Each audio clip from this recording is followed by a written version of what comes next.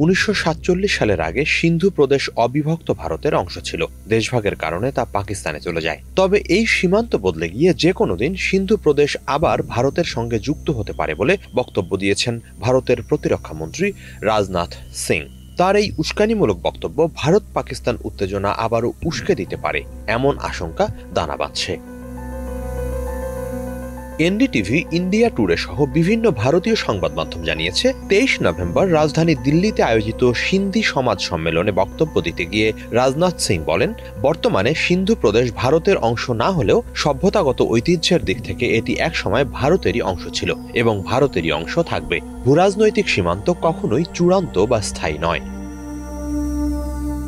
ভারতের প্রতিরক্ষা মন্ত্রী আরও বলেন, আজ সিন্ধু ভূখণ্ড ভারতের অংশ নাও হতে পারে, কিন্তু সীমান্ত বদলায়। কাল পরশুই হয়তো সিন্ধু আবার ভারতের সঙ্গে যুক্ত হতে পারে। বিজেপির প্রবীণ নেতা লালকৃষ্ণ আদবানির প্রসঙ্গ টেনে তিনি বলেন, বিভাজনের এত দশক পরও সিন্ধুর অনেক হিন্দু তা মেনে নিতে পারেননি। এরপর আদবানির উদ্ধৃতি থেকে রাজনাথ বলেন, হিন্দুরা সিন্ধু নদকে পবিত্র মনে করে। অনেক মুসলমানও বিশ্বাস করেন সিন্ধুর পানি মক্কার জমজমের পানির মতোই পবিত্র। সিন্ধুর মানুষ পৃথিবীর যেখানেই থাকুক সব সময় ভারতেরই অংশ বলেন তিনি। একই অনুষ্ঠানে কাশ্মীর নিয়েও বিতর্কিত মন্তব্য করেন রাজনাথ। বলেন, মে মাসে অপারেশন সিঁদুর চালানোর সময় ভারতের উচিত ছিল পাকিস্তান অধিকৃত কাশ্মীর দখল করে নেয়া। শুধু রাজনাথ নন, সে সময় অনেক ভারতীয়ই এমন মত পোষণ করেছিলেন।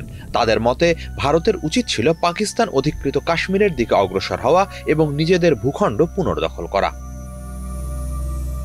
এদিকে রাজনাথের এই বক্তব্যের পরপরই কড়া প্রতিক্রিয়া এসেছে পাকিস্তানের দিক থেকে। দেশটির পররাষ্ট্র মন্ত্রণালয়ের এক বিবৃতিতে এ ধরনের কথাবার্তাকে মহাবিভ্রম ও হিন্দুত্ববাদী আগ্রাসী মানসিকতা বলে উল্লেখ করা হয়েছে। একই সাথে এমন বক্তব্যকে আন্তর্জাতিক আইনের লঙ্ঘন বলে উল্লেখ করছে তারা। পাক পররাষ্ট্র মন্ত্রণালয় জানায়, পাকিস্তানের সিন্ধু প্রদেশ সম্পর্কে ভারতীয় প্রতিরক্ষা মন্ত্রীর ভ্রান্ত ও বিপজ্জনকভাবে সংশোধনবাদী মন্তব্যের কঠোর নিন্দা জানাই আমরা। এ ধরনের বক্তব্য একটি সম্প্রসারণবাদী হিন্দুত্ববাদী মানসিকতা প্রকাশ করে, যা প্রতিষ্ঠিত বাস্তবতাকে চ্যালেঞ্জ জানায় এবং আন্তর্জাতিক আইন, স্বীকৃত সীমান্তের অখণ্ডতা ও রাষ্ট্রের সার্বভৌমত্বকে স্পষ্টভাবে লঙ্ঘন করে। ভারতীয় রাজনীতিকদের এ ধরনের মন্তব্য করা থেকে বিরত থাকার আহ্বান জানিয়ে পাকিস্তান আরও বলেছে, ভারত যেন এমন উস্কানিমূলক বক্তব্য দেয়া থেকে বিরত থাকে যা আঞ্চলিক শান্তি ও স্থিতিশীলতাকে হুমকির মুখে ফেলে।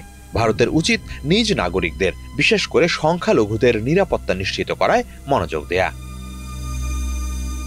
হিজল জোবায়ের, বাংলা ভিশন।